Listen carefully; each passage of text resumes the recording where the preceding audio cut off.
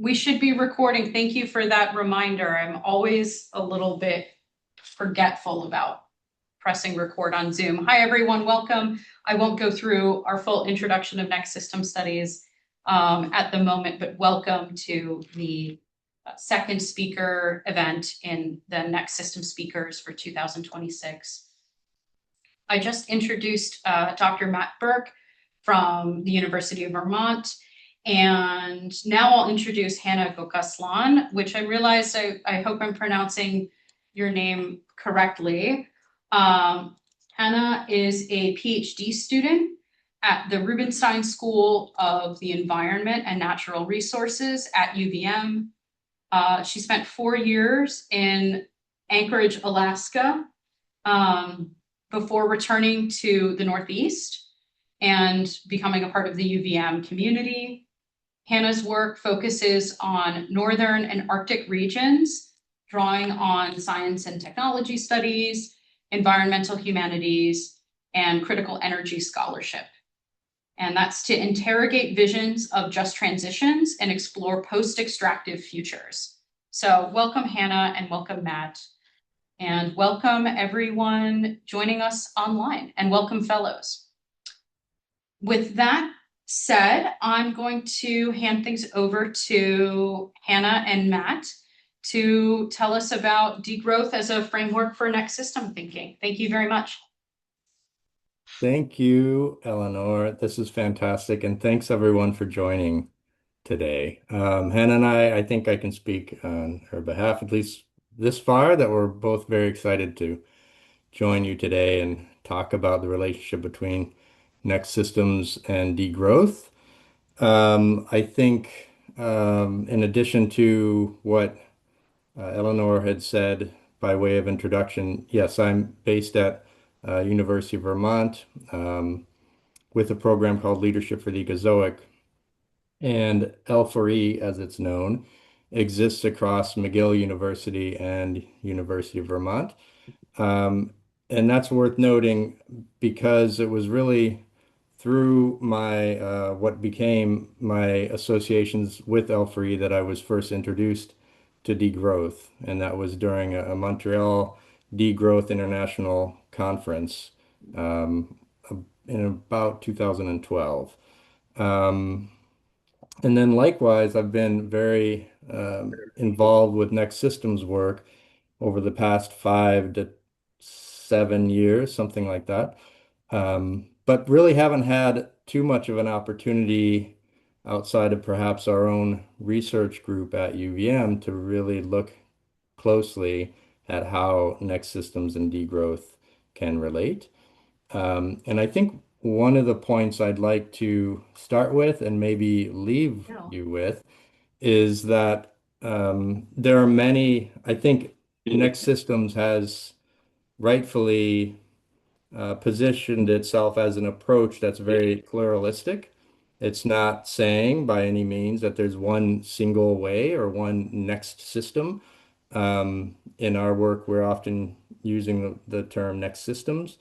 Um, and likewise, degrowth is not necessarily a single way or a single vision, right? Even within the communities that use that term, there's a lot of pluralism and diversity.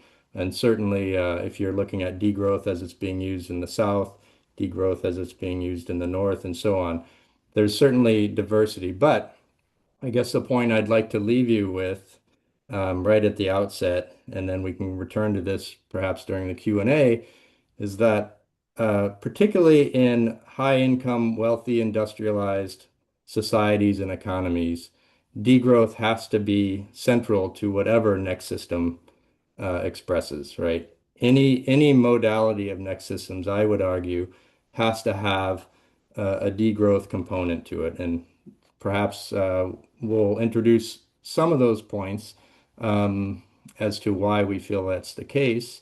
And then I know in terms of the students with Eleanor, you've already gotten into some of the readings around the future is degrowth, where they explain a lot of these points in much greater detail.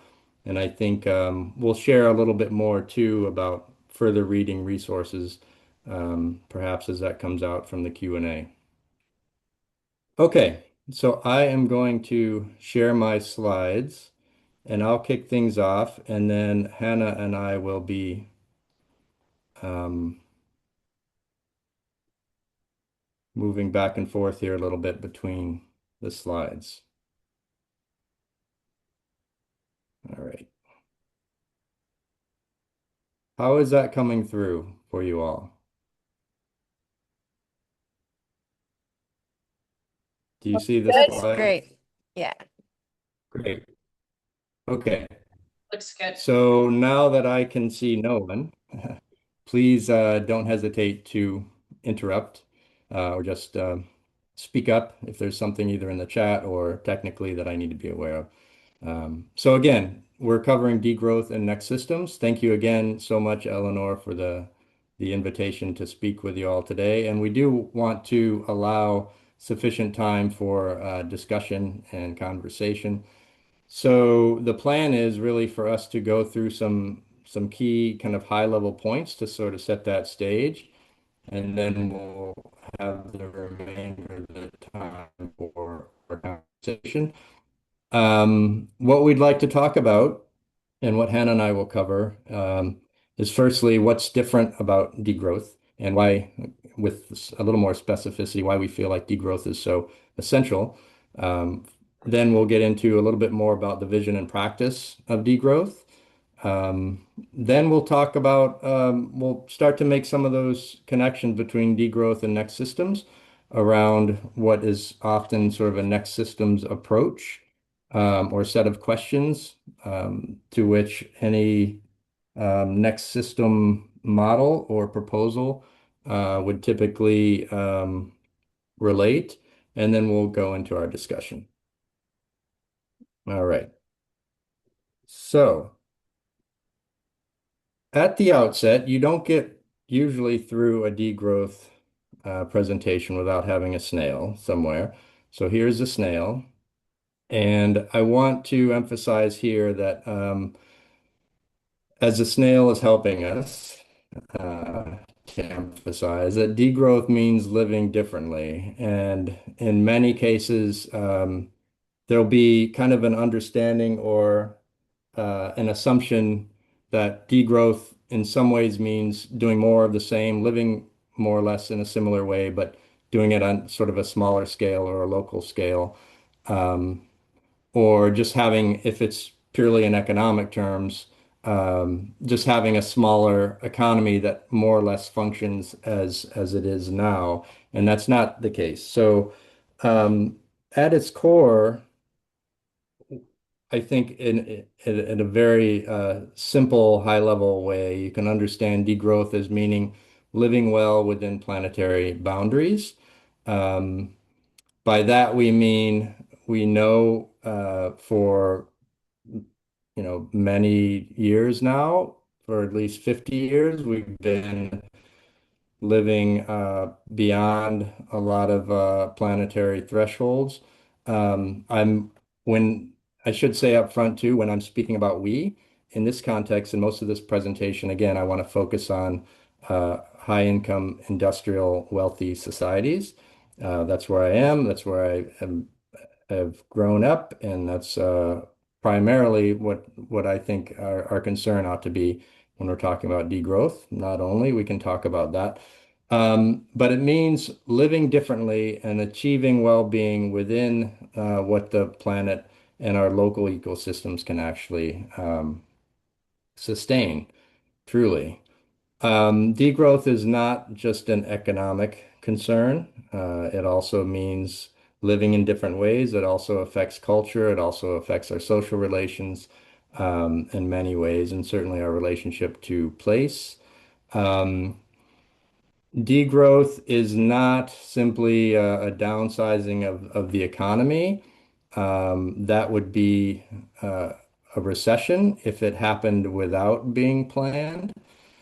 Um, it's also not sort of an austerity framework. These are often charges, I think, that are levied against degrowth movements and degrowth scholarship perhaps without going very deeply into the way these charges have been handled. So it does imply economic planning, and it certainly implies a redistribution. And likewise, it's a reevaluation ultimately of much of how we live, much of the assumptions that we have about our use of time, much of our assumptions about work and what work is and what work should be, our relationships to things like health and money and the generation of joy and the time that's needed in order to live a fulfilling and joyful life. One of the reasons we need to talk about degrowth um, is that without degrowth, what we see, despite efforts, for example, around just transition that go back, half a century, we see a continued growth of ecologically destructive industries, despite having some alternatives on offer. I'll focus on energy as an example because I think that's the area that I know best, and it's also an area that Hannah looks at. Um, for example, when we're thinking about so-called renewable energy, we often are told, and in some cases, certain data supports this, that we're seeing dramatic increases, and that this signals or falls in prices, and that somehow this signals an inevitable transition to away from fossil fuel industries to renewable energy, right? What happens typically is even though there are significant increases, first of all, it's starting from a very small percentage, but at the same time, many of the same harmful, ecologically destructive activities are also growing. So it's not a transition, it's actually an addition. And the second thing is at the industrial scale of those types of energies and those types of uh, um, industrial scale renewable energy systems, they are still very fundamentally entangled and engaged with the fossil fuel energy system. So it's really hard to even call it a renewable system on its own because they are so fundamentally entwined. So what happens, I think, a lot that I think we absolutely need to get more clarity on is this transition is actually an expansion. If it's not without a degrowth approach, it's an expansion kind of everything, of some good things, but especially of a lot of destructive. In this slide, which is out of a recent policy working group paper, I invite you to check that link out. This slide mentions ecologically destructive. I'd say it's also socially destructive. Activities continue to grow. What could happen with degrowth is you get a downscaling of all of it, and then you can get into a much more nuanced and interesting and hopefully generative conversation around what should actually be growing and what certainly needs to be phased out. Um, that becomes a political question, obviously, and that's where I think the next systems work can really be generative here.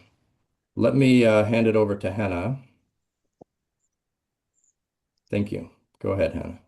Yeah, thank you everyone for being here. I'll just kind of build a little bit off of that framing that Matt has sort of laid out for us. So, just thinking a bit about sort of zooming out a bit and thinking of the degrowth sort of vision more broadly in terms of sort of its goals as a sort of framework and movement and sort of group of scholarship. Of course, it sort of starts with that critique of the hegemony of growth and sort of the implications that that has for both ecological systems and social and political systems. And so that's sort of where this like downsizing of production and consumption sort of comes from, as well as thinking about those planetary boundaries. But as Matt said, sort of that's one piece of it, but there's also this sort of the other side of degrowth that's the thinking about how to increase well-being, ecological health, and equity more broadly. And those kind of thinking about those two things in tandem is in part trying to sort of destabilize the dominant idea that growth kind of leads to better well-being and better ecological health and all of those sorts of things. So those are sort of kind of the two pillars that shape degrowth, but an important part too is sort of how you get kind of to that process. And so, as Matt said, there's like a lot of decision making and political questions that come into to sort of enacting degrowth.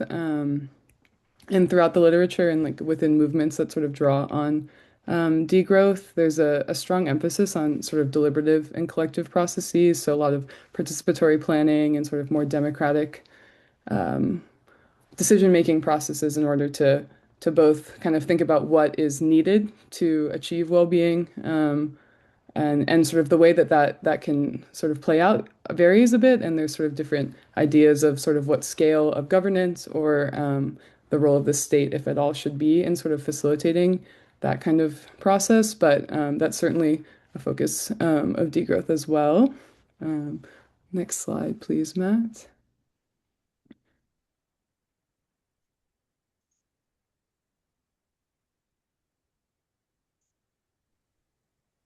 It's not, there we go. Awesome. Yeah. And so if we think a little bit more about what degrowth might look like, it can take a sort of a few different sort of approaches. So there's one way of thinking kind of more concretely about policy proposals. And so some examples of that might be a moratorium on increased fossil fuel infrastructure, thinking about it through the lens of labor and reducing working hours or introducing some sort of work sharing.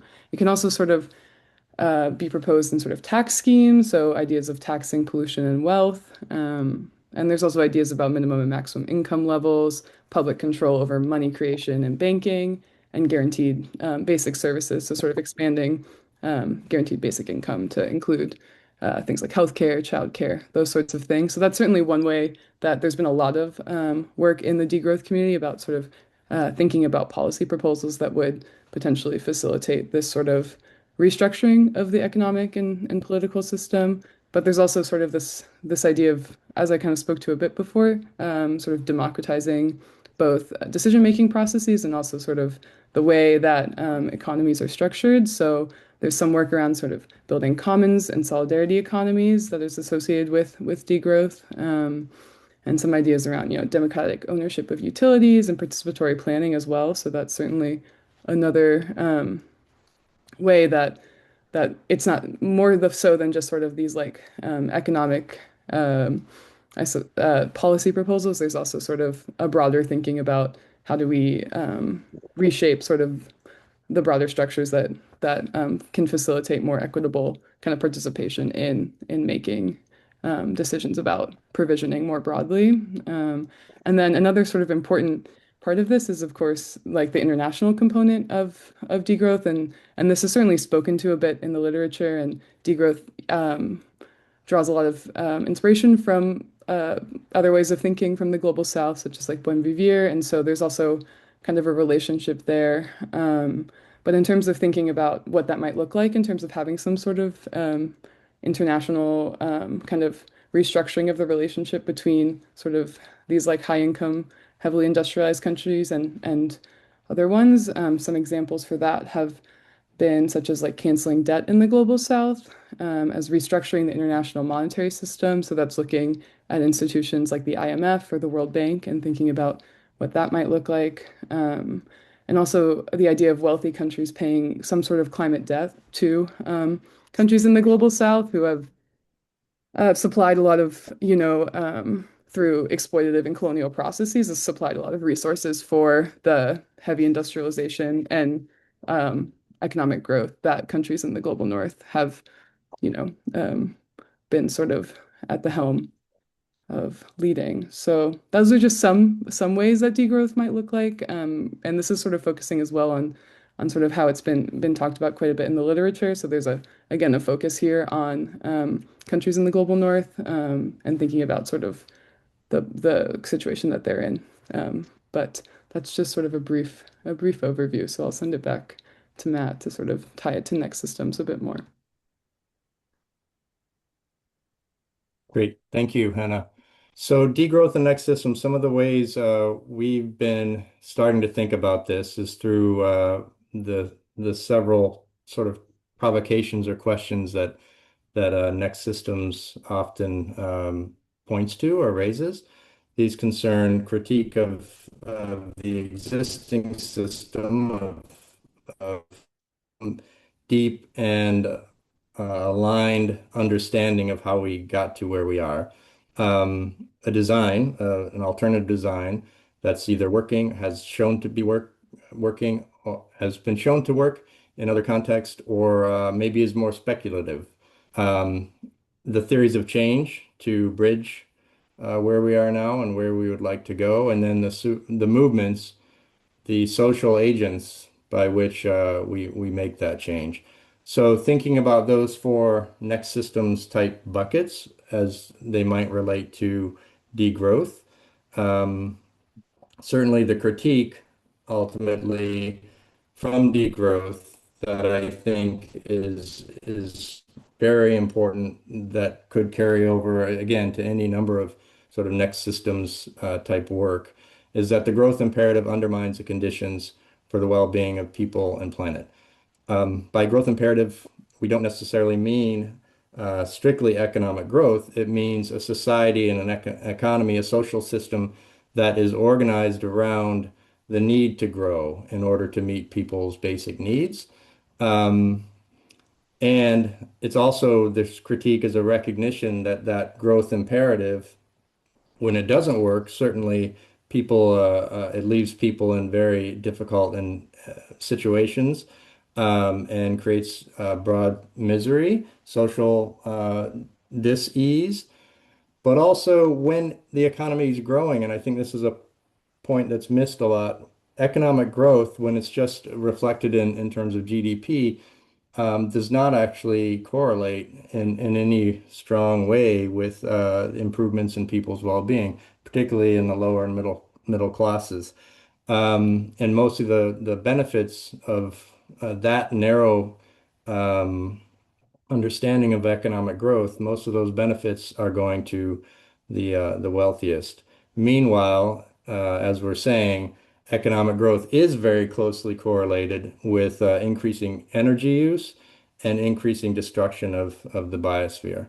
In terms of design, then degrowth from a next systems perspective um, would be one that is focusing on planned downscaling, economic downscaling, financial downscaling, industrial downscaling.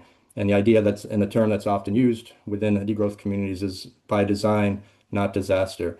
Sometimes we'll hear it argued that, well, degrowth is going to happen anyway. We don't really need to plan for it. Well, I guess I would argue that if we're not planning for it, then it's not actually degrowth.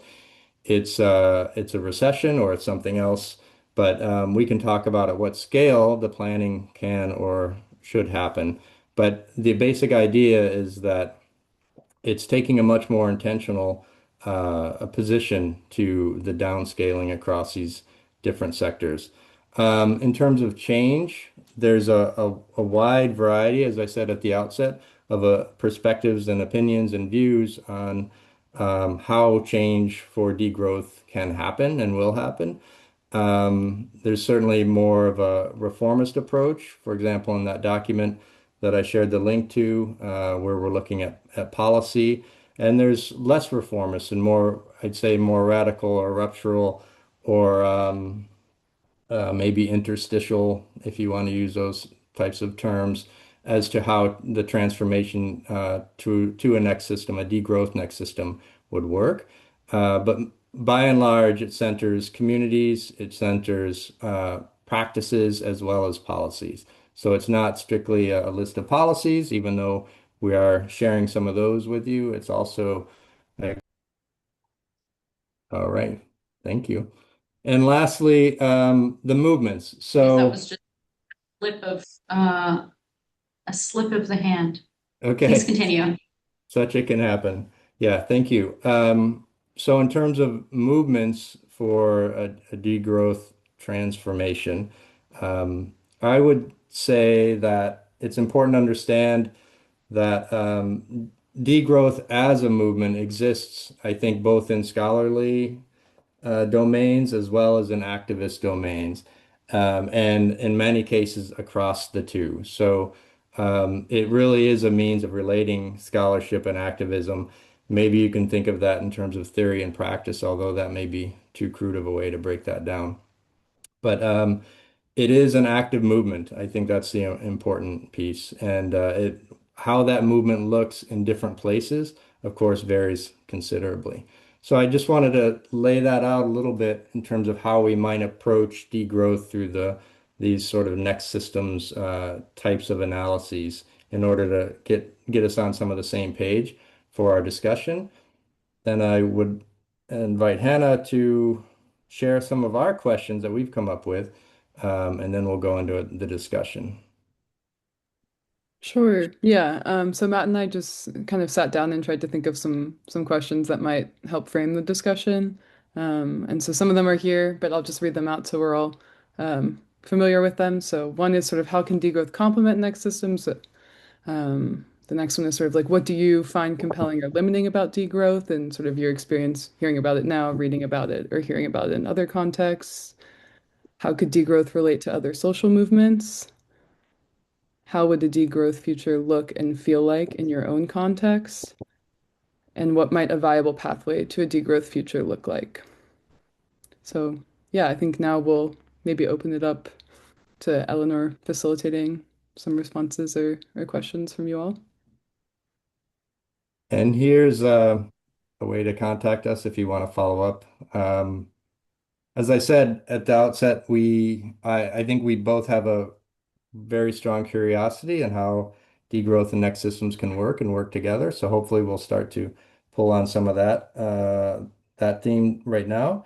I also want to point out, like I've been looking at my new systems reader, which came out about 5 years ago, and degrowth and post-growth are not very well represented in that. So perhaps this would also be an opportunity to deepen that kind of discussion and engagement across these two very active spheres. So I will stop sharing.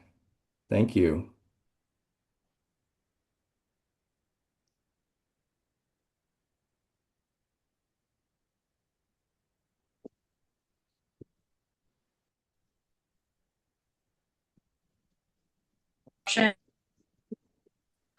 Could folks indicate if you can hear me without interruption?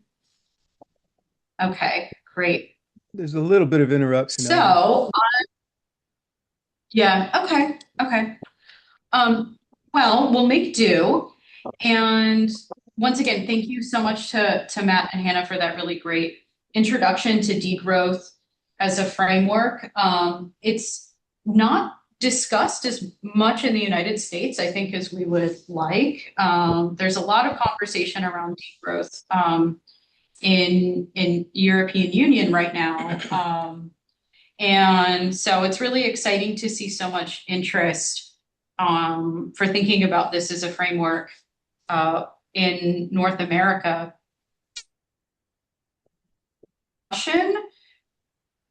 We'll hand it over to our next system fellows first, and then we'll get into folks in the chat, and we'll hope that our connection remains stable. A few of our fellows had to leave early because they had another course that was starting up. So we have two of our fellows here, and I'll hand them floor first, and then we'll start the discussion in the chat. And I see in our digital participation, we have former fellows. So perhaps we can hear from them as well. But let's start with Fabian and Ifran with your thoughts, reactions, and questions. Yeah.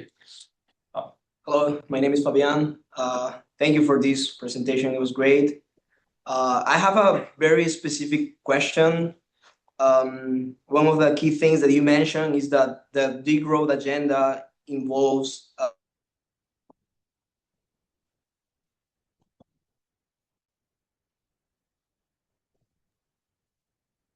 Sounds like it's paused again. We couldn't hear the rest of that question.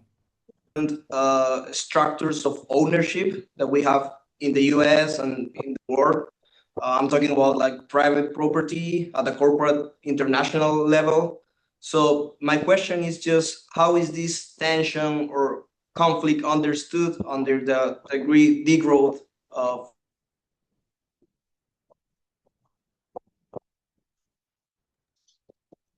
Fabian, we couldn't hear the last part of your question there. It went silent. Yeah, sorry, it broke. So if you could repeat the question? Sorry.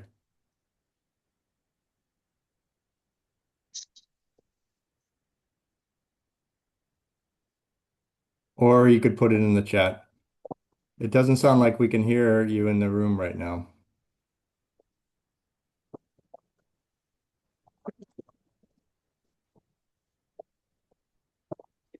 Eleanor, can you say something to see if we can hear you?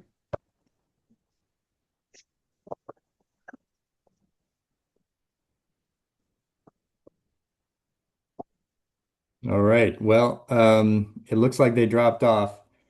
And why don't we proceed here with folks online until they come back? Are there any questions among online folks?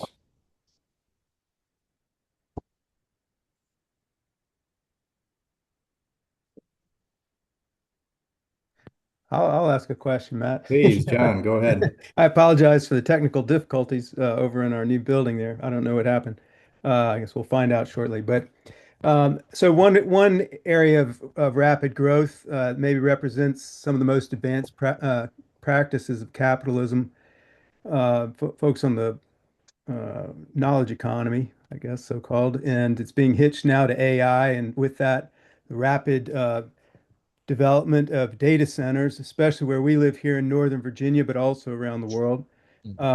Trillions of dollars, I guess, at least billions are now being invested. And obviously that is a plan for qualitative growth as well as just, massive capitalist growth. So as you think about the ways that these data centers are becoming dependent on waters that provide our drinking water, for instance, and the sort of disruption that's causing to neighborhoods, communities all over. Is this an opportunity in your mind to link degrowth to next systems? And what do you think the chances are of disrupting this kind of massive shift toward AI and the infrastructure that makes it possible? Hannah, do you want to start? Sure. Yeah, that's a great question. Thank you. I think just sort of the first thing that comes to mind is I think there is sort of seems to be sort of I think a fear about, I don't know if fear is the right word, but sort of apprehension about sort of the rapid integration of AI into technology. And I think a lot of that comes with the question about efficiency. And I think a lot of people are starting to ask questions about like, why are we, trying to save time in these spaces? And so I think that is sort of a natural, potentially, segue into thinking about sort of growth a little more critically in a way that it already is starting to resonate with people a little bit. But I think, yeah, the AI data centers certainly raise really large ecological questions too. So I think it's kind of an interesting point of entry that feels very contemporary for people. That might be, yeah, a starting point. But Matt, I don't know if you have anything to add. Yeah, thanks for the question, John. And yeah, I agree, Hannah. The data centers, as you mentioned, John, where you're based is kind of becoming an AI hotspot in some sense, and there are reasons for that, and it's largely around political, geopolitical, and financial pressures that will assemble data centers in certain locations at certain times. There's also an environmental justice issue in terms of the direct impacts of where these are being built. How we might approach this from sort of a degrowth perspective, I would say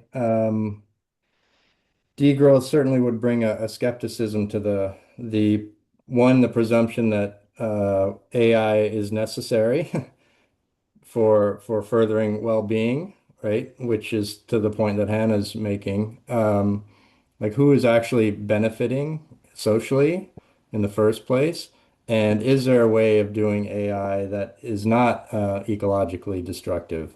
All of these data centers, this is also relates to the earlier point around energy transition. Often energy, like the cloud or like data, is discussed and presented. Maybe that's changing slightly now, but it's discussed and presented and considered as if it's disembedded from actual places in the world, that it has no material basis. And of course it does. Energy and materials and data and materials and all of these systems have a very material basis. So I don't see, and then meanwhile, all of these data centers are being encouraged, actively encouraged to create more highly industrialized modes of energy, and there's absolutely no concern with it even being renewable. In fact, we know those data centers require that sort of baseline steady energy that would come out from say nuclear power and coal and so on. So there's also the questions around the wealth generation. Like why is there so much investment right now in AI? Because much of the rest of the economy is not actually producing much wealth for the investor class, right? So there's a tremendous amount of investment going into these systems. There's an equity issue. And then, of course, there is the decision making, like who actually gets to decide. And I think degrowth would have something to say on all of those points and approach it very skeptically in the sense that we don't need to assume that degrowth or that AI is inevitable.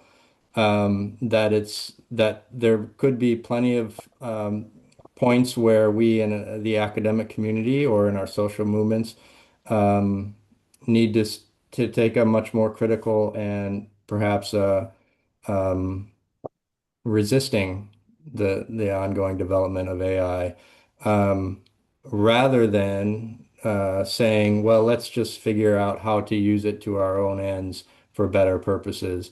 And it's really just a matter of decision making. I think it's more complex than that, and we need to take a more critical view of it. I just wanted to mention that at Movement Engaged, where I'm director of our social movement research hub here at the Center for Social Science Research at George Mason, we're working on a project to engage different communities that are resisting this data center development. But at the same time, we're also reaching out to the Rappahannock tribe that has been the first tribe to build into its own tribal constitution the rights of the river, rights of the Rappahannock River, and we're trying to see if we can do that for the Potomac, because both of those rivers serve as important sources of drinking water, and it's where the data centers are being located to cool the data centers. Um, and so it brings up the rights of nature piece in part that I thought maybe might connect with the Ecozoic, but I'm not exactly sure what Ecozoic refers to. I thought maybe you could speak to that part of degrowth as well. Yeah, we can. Let's maybe we'll hear from some other folks and we can Sure. come back to that as well because we're just to say right now, colleagues of ours are making a short video introducing the Ecozoic. So if we don't get that today, we will be glad to circulate it. Right. Thank Eleanor, are you back with us? Connection is pretty unstable. I'm seeing it looks even like it might be freezing again. I'm trying to get Fabian's question back on the table. Do you guys mind if he repeats his question? Please. Yeah, go ahead. Hello again. My question was really clear. Just since you mentioned that the degrowth agenda involves a displacement of these ecologically destructive industries and practices, To me, I think that involves also a tension or a conflict between the current structures of ownership here in the US, but also in the world. I'm talking about like private property at the corporate level, international level. So my question was, how is this tension understood under the framework of the degrowth? That was kind of my question. I don't know if it is clear. I can start this one and then I'll hand it to Hannah. I love this question and thank you for bringing it up and reiterating it. What I understand and have known and seen in degrowth is sometimes perhaps it's not as explicit as it could be about this question, about in some sense, this is a fundamental political economic question of ownership. What is ownership? Who owns, especially the means of production, certainly, um, and surplus, who gets the decision-making, authority around surplus production and the like. Um, I think degrowth could be stronger on this, and I'm speaking in very general terms. There are voices, though, that I think we could point you to that have addressed this much more directly. Um, and I think in that case, the degrowth movement would align very much, for example, with cooperatives, with worker-owned cooperatives, with community-based production models, with more of a collective ownership, shifting away from private ownership. And I think that aligns well with the point that Hannah was making earlier, which is a deepening of democratic structures that would include democratizing economic structures. Um, and as they are formulated now, as many of you know on this call, the decision-making structures are very privileged to only a narrow slice of society, and those decisions are made with ultimately very destructive criteria by organized around the profit motive, namely. So I think my short answer is I think there's more work that could come out of degrowth on that point, but there is some great work that's beginning to address that in ways so aligned.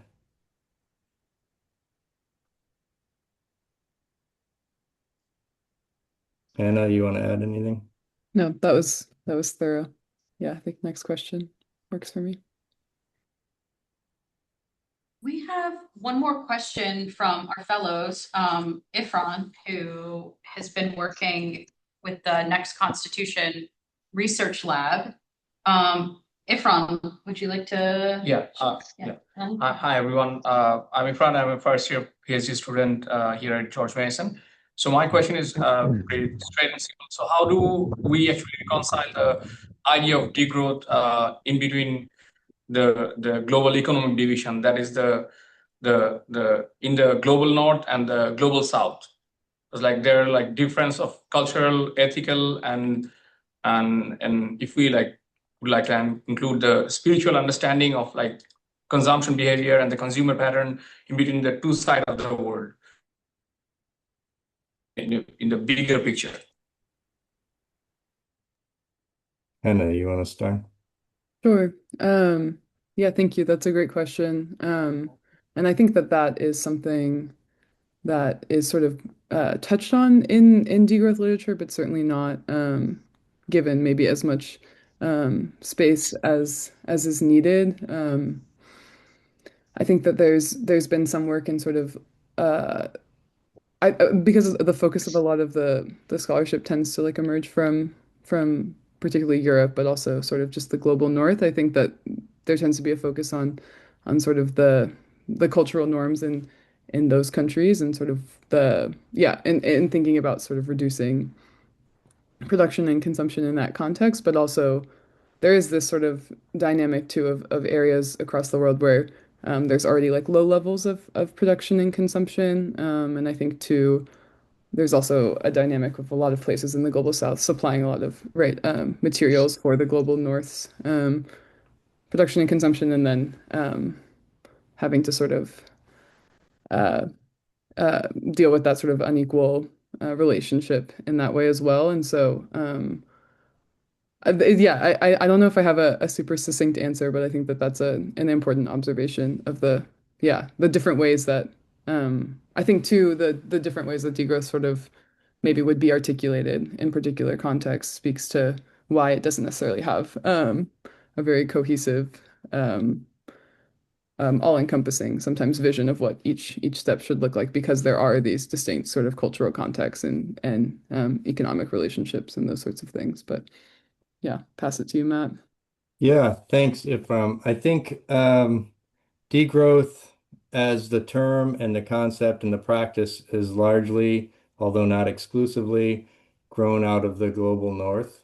Um, there are definitely voices among and across the global south that also have really moved degrowth and degrowth practice and thinking forward in some very interesting ways, particularly from feminist degrowth perspectives, I would say.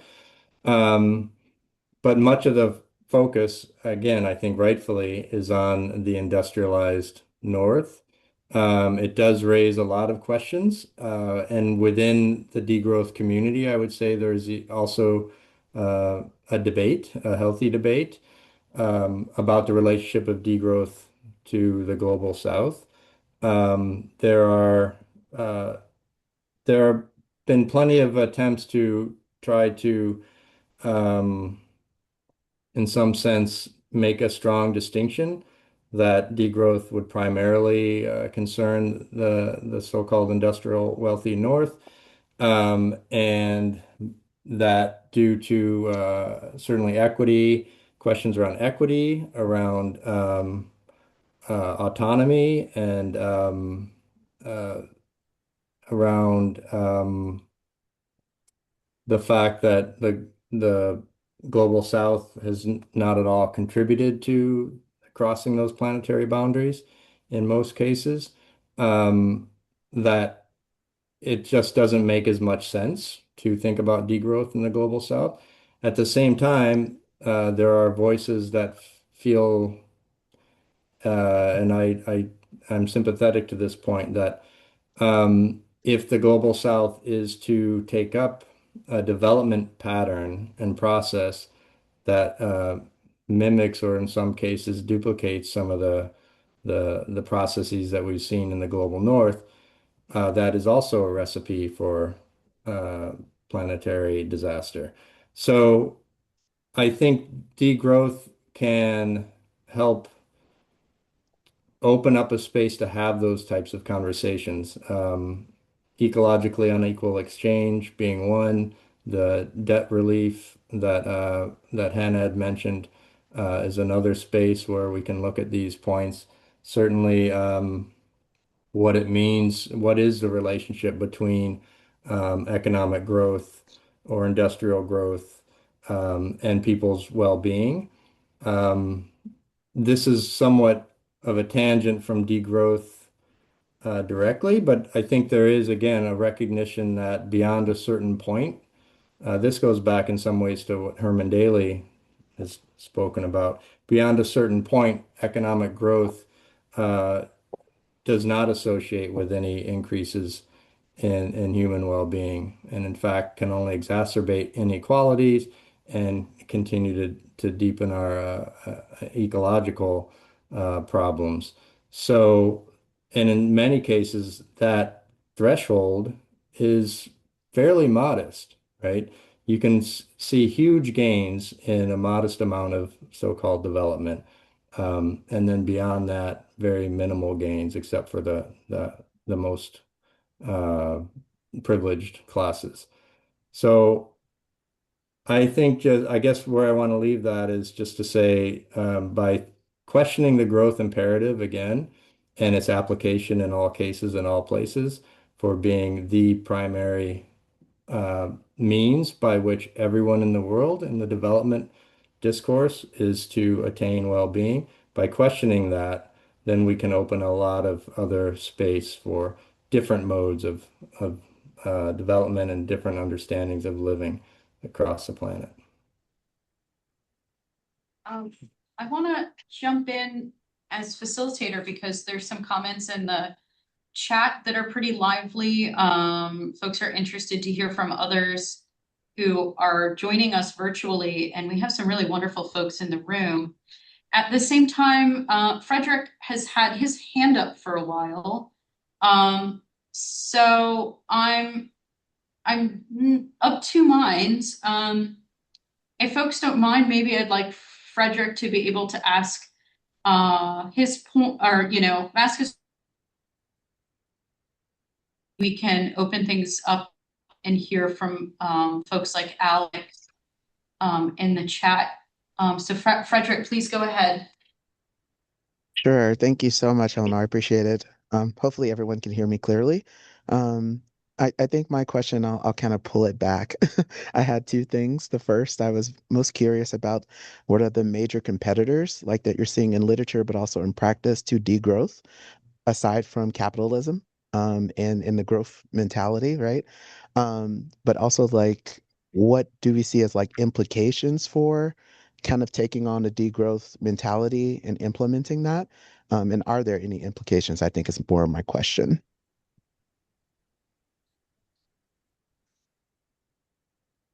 Do we want to open that up broadly, or should we try it first? Thank you, Frederick. That was clear. Okay, I'll just take a stab at it, and then I'm very glad to turn this into more of a conversation rather than a Q&A. So I'll just take your first question, Frederick. I don't know if it's competitors per se, but other movements and framings and narratives that I think are very active and important right now that are taking to some varying degrees, admittedly, post-capitalist and post-growth perspective, in addition to degrowth. So certainly post-growth is out there, and sometimes that will be used as maybe a more what's called growth ambivalent approach. The relationship there is to say that we need to achieve well-being with or without growth, that we're sort of delinking the achievement of social well-being. So we can achieve well-being whether or not the economy continues to grow. So that would kind of be a post-growth perspective. There are also concerns with the term itself, degrowth. So sometimes people will use the term well-being economy. I would say that is a fair relationship.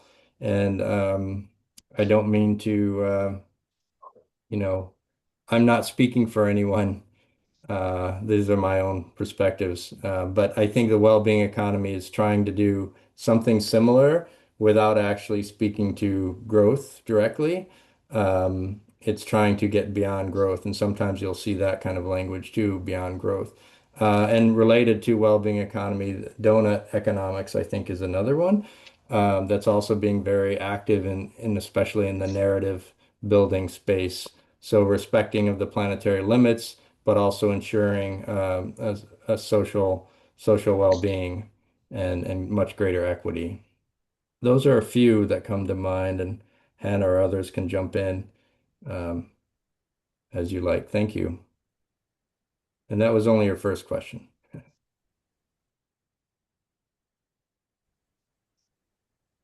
I think at this point, it's a nice time to open things up to others in the chat. We have the Kepru Institute and also Alex, who has a master's in next system thinking.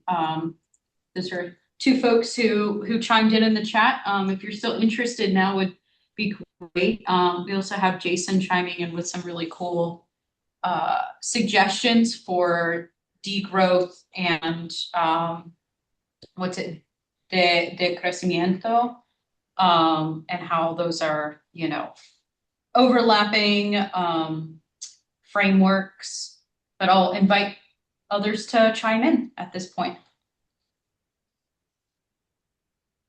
We also have one hand raised. We have the Oracle, very mysteriously named, if they would like to jump in.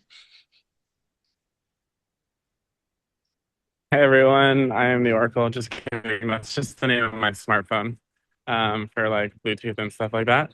But my name's Armando. I know Tristan. I met Jason before. I'm in Barcelona actually, and just finished the Degrowth Political Ecology Environmental Justice Masters out here.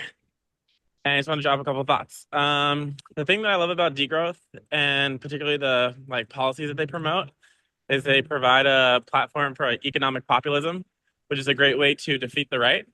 And if like could be like systematically implemented in the US, I think would be extremely popular way to kind of create frameworks for winning platforms.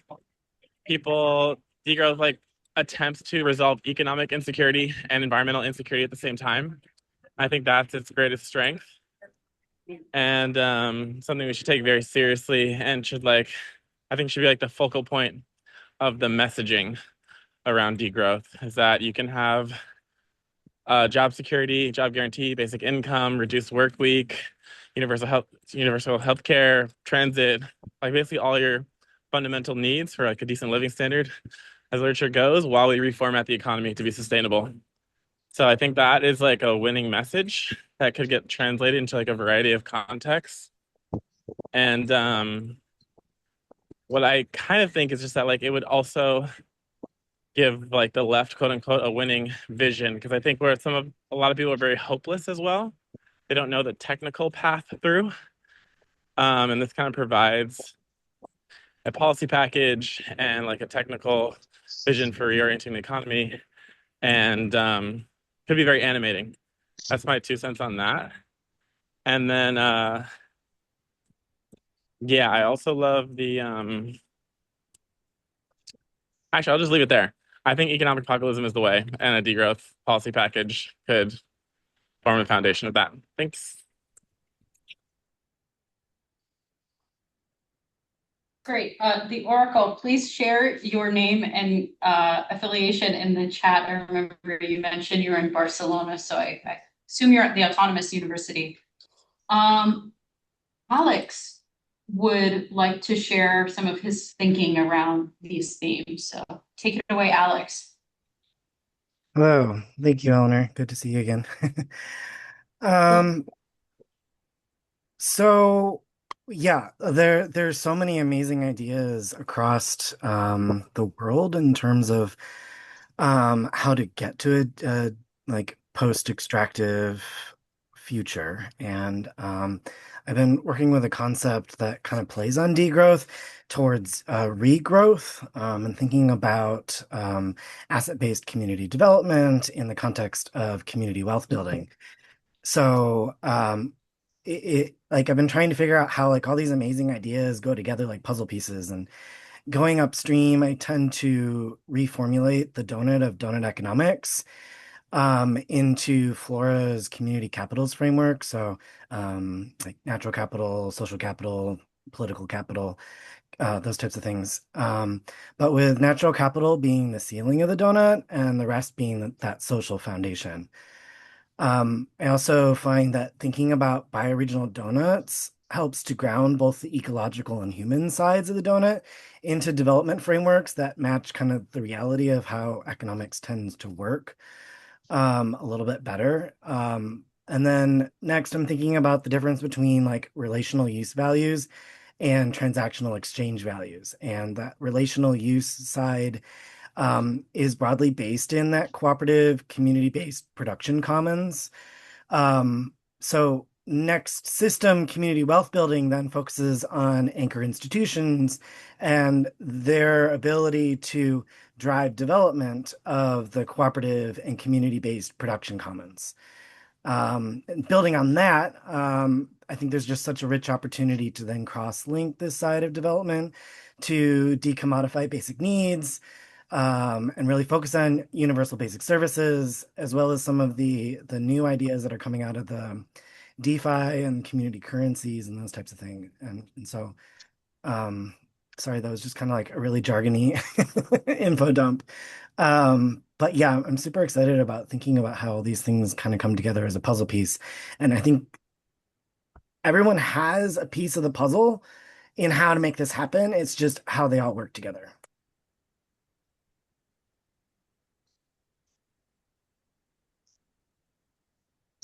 Yeah, I'm gonna chime in personally and say that this is something that I think about a lot, and I see in April's chat as well, thinking about the continuities and discontinuities between these various frameworks. And there's a lot of work to be done to understand those continuities and discontinuities. And I do think there are really unique contributions by degrowth. And I think a part of that is identifying tensions in terms of what are some of the disagreements, for example, like what is the role of capital in all of this? Or does a next system have money?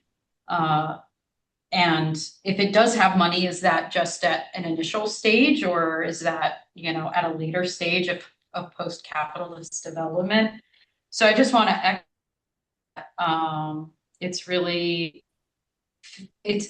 inspiring and fascinating to me that there are many different frameworks that are coming up that share so much in common, which to me tells us that we're doing something right. Because we're seeing the same things and making the same observations, and yet some of that systematic analysis has yet to be done. And I'm interested to see that develop across our frameworks and conversation.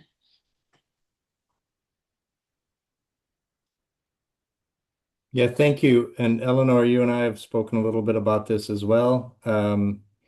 And relating again to April's question as to how degrowth relates to other movements and activist spaces such as solidarity economy. I do think that's where the next systems approach can help clarify where there are alignments, where there might be differences, what the points of contradiction in each might be, gaps certainly.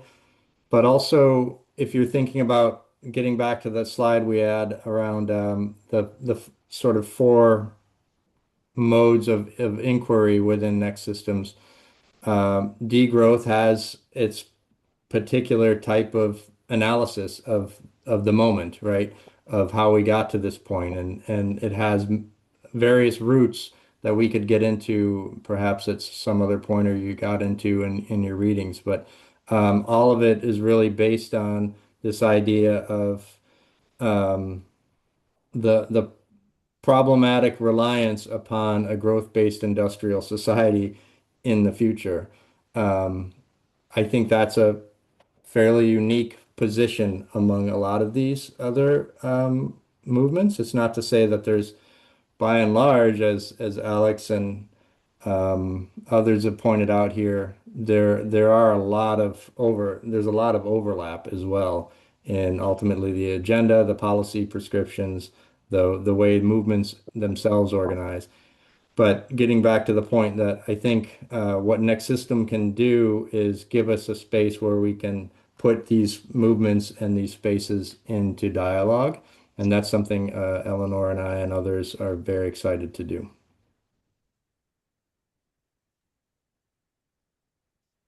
Yeah, John, go ahead. Yeah, maybe this gets back from a different angle to Fabian's earlier question, or maybe it was Ifran's question, I guess. Um, Thinking about growth as uneven development, right? There hasn't been obviously even even development in terms of growth. When we talk about growth, we're usually talking about it within a capitalist framework of meaning.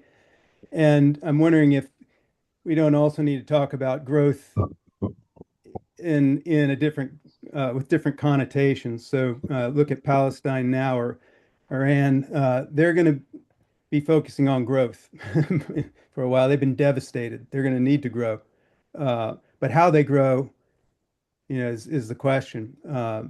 Maybe not following the same path of development. Even development is a loaded term, but we can talk about growth in various disciplines, biology and others, psychology, maturity. Growth isn't always a negative thing, although within the framework we're talking about, it certainly has that connotation. So given that we are all starting from very different places with very different needs, and that the vision of growth I've been hearing so far seems to be more localized. What does it mean to help other locales as we work together? Maybe something along the lines of mutual aid, but that it is translocal, and not just swapping ideas, but resources, right? And other forms of knowledge. I don't know. I just thought I'd put that out there and see if you all have been thinking about that at all.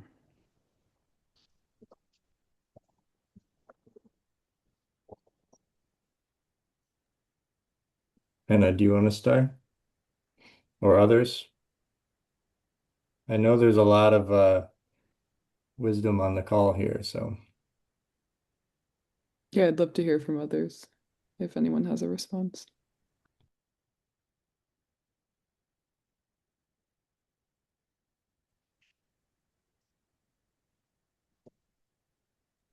Can you restate that question? Yeah. So the kind of growth that we've been pursuing in a capitalist system has been largely one of uneven development, and now we find people in very different living under very different conditions. And Matt had spoken earlier about a kind of planned degrowth rather than one that just comes to us through disaster. And yet there's plenty of disaster that we've been seeing recently that have left certain communities very devastated. And I mentioned a couple like Iran and Palestine, but there are many others. We can look at Ukraine, we can look at Myanmar, all around the world. And in places that are very wealthy within a national context of measurement, but again, great uneven development within our own nation. So how can we talk about growth, which is necessary for some places that have been so devastated, without it falling back into the same sort of context of meaning that's going to lead to just more inequality and uneven growth or uneven development later? It seems to me that what we want is growth that isn't exploitative, or development that meets our needs. But growth itself is a relative term, I guess is what I'm saying. It's relational, and some places need more of it, some places need less of it. And overall, we need to figure out, I think, what that balance is and how we help each other get there. It can't be all just local, right? At some point, we are all connected. We've already talked about our connections through ecological relations, right? And some of it's inevitable. Share water supplies up and downstream, however far away. So I guess I'm trying to think about a different way of talking about growth rather than sort of writing it all out of the vocabulary. Maybe there's a better word for it, but degrowth is sort of pushing back against growth. It doesn't talk about the positive parts of what we need to do to create better communities, better developed communities. Yeah. Thank you. Frederick has used, and then Karen does as well.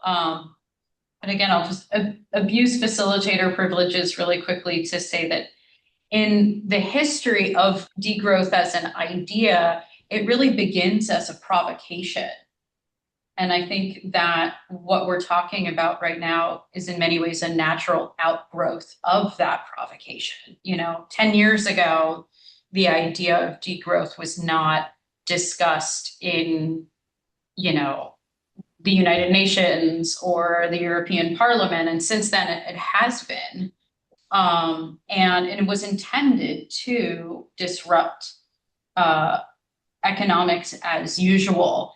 And yet with the D prefix, of degrowing the economy, it's really framed in negative terms. So this question of regrowth and what are alternative pathways of development, I think is a natural path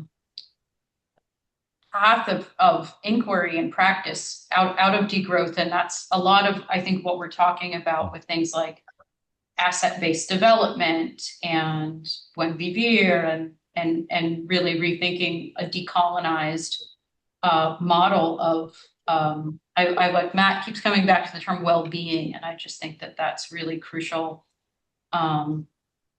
So those are my two cents. Frederick has his hand up again, and then we have Karen chiming in. And then I think I'm going to hand it back to Hannah and Matt to close out our session, if that's all right with folks. This has been such a rich conversation. We had over 33 people come to the chat or, participate virtually, which just speaks to how timely and insightful this work is. So hopefully we'll have more opportunities to continue the conversation. I'll be sharing the recording. I'll be sharing the chat as well, because there's actually a lot of really rich stuff in the chat. But for now, I'll sort of, sign off there, and then we can hand things to Frederick and then Karen and then Matt and Hannah for their parting thoughts. Ready? Awesome. Thank you. Yes, I am, Eleanor. I kind of hear something in the background, or is that me? Hopefully we're good. Okay. Well, John, thank you. I think your perspective as well as your questions kind of prompted thinking within me. And I think it's really around semantics, like what terms we use, and there's so many. So in which terms we use to qualify like a response or a framework as viable or fitting.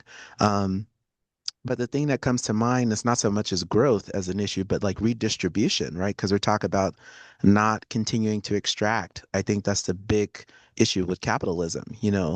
It's extraction of resources at great peril, if that makes sense, from my view anyway. So I think it's really about how do we strategically come together, discuss what terms make sense and at least work, because it's not going to be perfect, I don't think, because, potato, depending on what part of the country you come from, but, or what part of the world you come from, it could be a whole nother word entirely. But just what actually works. And I think that's how some of these kind of mutual aid, even though that's kind of questionable, there's like discussions about what is mutual aid or a benevolent organization. So really just coming back to the basics of like, what language are we using with the level of intentionality, but also consensus, so that we can effectively point to that word or thing and say, this is what we're doing, and we collectively understand what that means. So then there's no confusion or creating of posses, I think, where we kind of get into the semantics again of, well, this is what this really means, and this is the group or framework that I identify with. I saw posted somewhere, someone, I think, us versus them kind of conversations is where we are right now in time. So to avoid that for me, I'm like, well, what do we need to do? I get to the doing part rather than how we define it, because we can label it later and put it on the cover. But really it's about what actions do we need to take, and people might need water because we have so many. I'm in Chicago. The quantum campus is coming on the south side of Chicago, which is predominantly people of color living area. So it's like the disparities continue. So it's very much like what's needed, and then we can name it later and somebody will go publish or do an article and I'll stop there.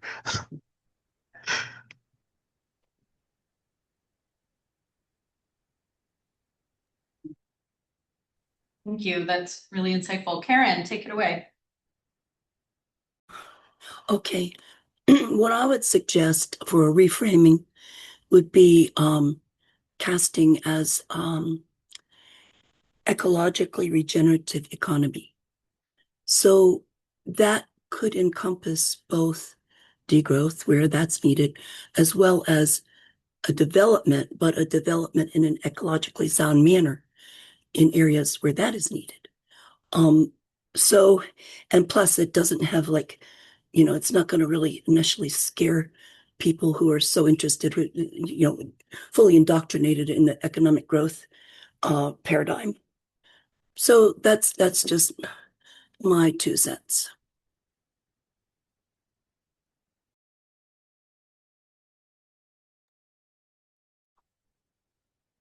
Great. I see Kepru has their hand raised. And my apologies for any mispronunciations. You're all good. That was a pretty good stab. And it's not an English word, so you know what? No harm, no foul. It's called Kepra Institute, is how we say it, but Kepru, Kapow, whatever. But yeah, thanks for the conversation today. And John's question made me think of something that was coming to me this call. It's just like, what are the cultural aspects or like worldview pieces that then like drive different behaviors that lead to, the kind of outcomes that we do or don't want, and how we like build those cultural pieces and values. Which, because there's like, the idea that like culture eats strategy for breakfast. And I think that that's true. And as we do, like, I'm very blessed to live in a community where like what we're talking about is like what I get to live in and experience every day. Living in like a community that built an institution to support this way of life over a few generations. And when I think of how we go about it and what we run into as we work with others in like community wealth building, is reclaiming, cultural and worldview aspects or redefining them together. And 2 things that came to my mind is one, I think that something we come up against a lot is being like so institutionalized, to think that we need to like have the right answers and all of the information and that we need to know for sure before we act, when like what we're talking about is like for a lot of people in the unknown. And also this thing that we talk about, which is the art of the start. Yeah, I was feeling you, Frederick, when you were speaking, like very much like the doing, the thinking and the doing, which inform each other, and you learn by doing and messing it up. And we talk about art of the start, which is like start small with where you are and what you have. Like, so for us, heart back at you, Frederick. Like, how I got involved in my organization like 10 years ago, we had grocery store closings and we decided to like build our own way to access fresh produce and support local farmers. And so we built it. It's called the Community Controlled Food Initiative.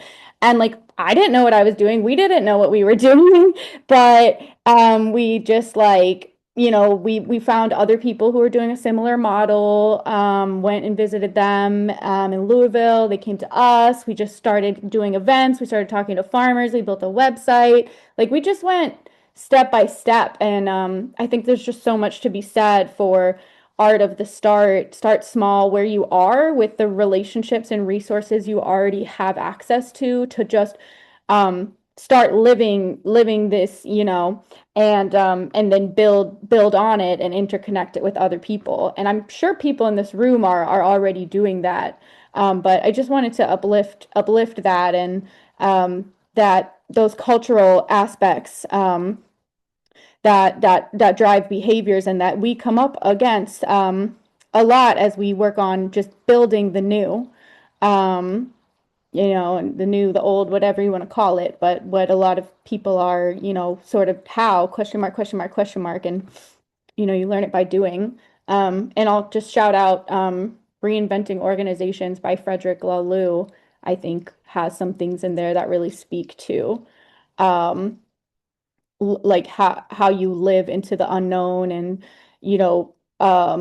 what that next world can look like, and how you can shape it with people in different spaces where it's self-organizing, but it's connected. So anyways, appreciate y'all. Thank you for the space. Looking forward to seeing what we do next, and learning like how you all are collaborating, because there's obviously so much alignment and synergy. So seeing how you all are supporting each other's efforts and living this world. So thank you. Yeah, thank you. All right, I'm going to hand it to Hannah and Matt for some closing remarks. Thank you, everyone, for joining us today. Thank Yeah. you. Hannah, go ahead. Okay, awesome. Yeah, thank you all so much for such a great discussion, and yeah, just such insightful kind of responses to these prompts. It's been really great to sort of absorb some thoughts from you all.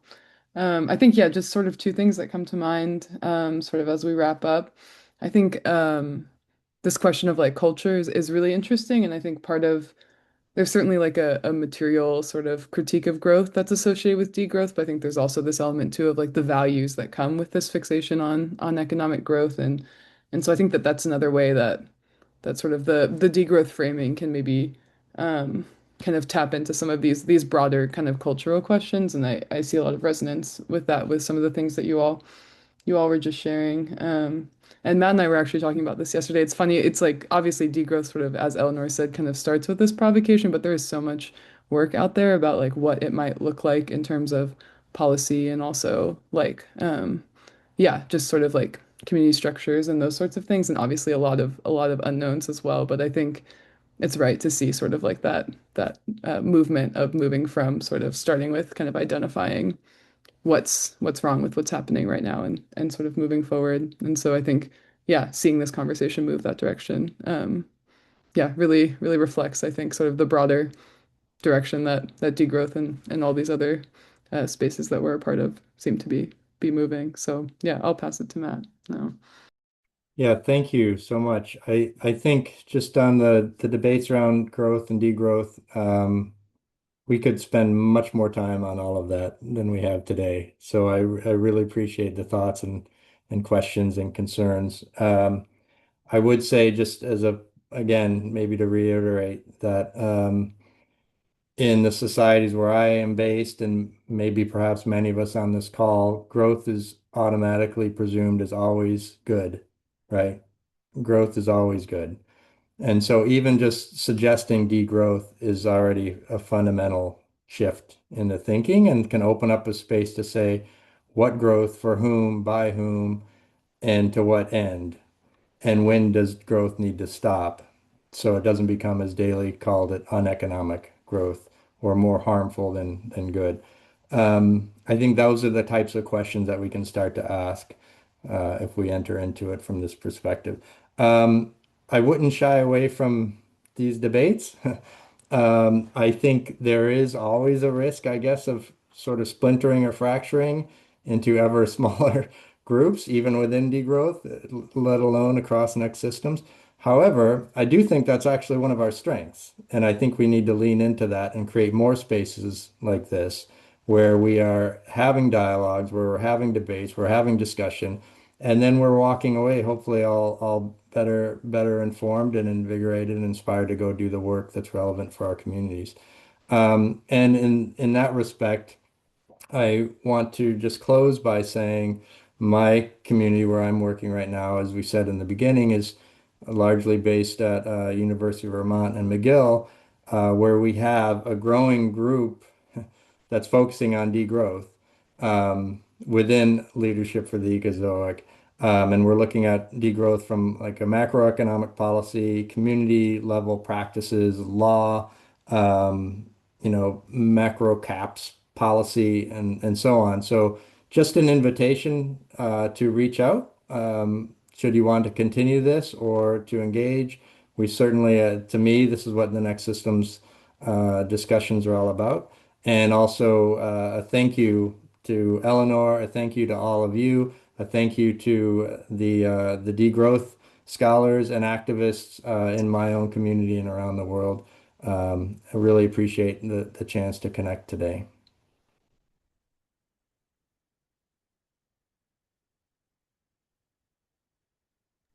Eleanor, I think you're on mute. Thank you. I was just thanking folks once again for joining us today. This really has been such a lively, enlightening conversation, and I'm realizing we need so many more forums like this to discuss all of the different kinds of themes that come up in the Next System movement. I want to give folks an extra chance to share any contact information in the chat. You go. It occurs to me that this is a really, again, just a really rich group of people. I'm going to do the same, and I will send out the chat as well as the recording after this. And thank you. Thank you all again.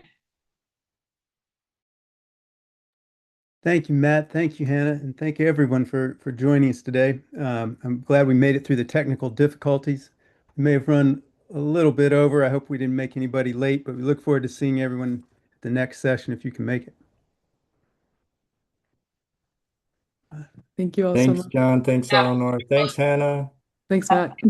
Have a good one.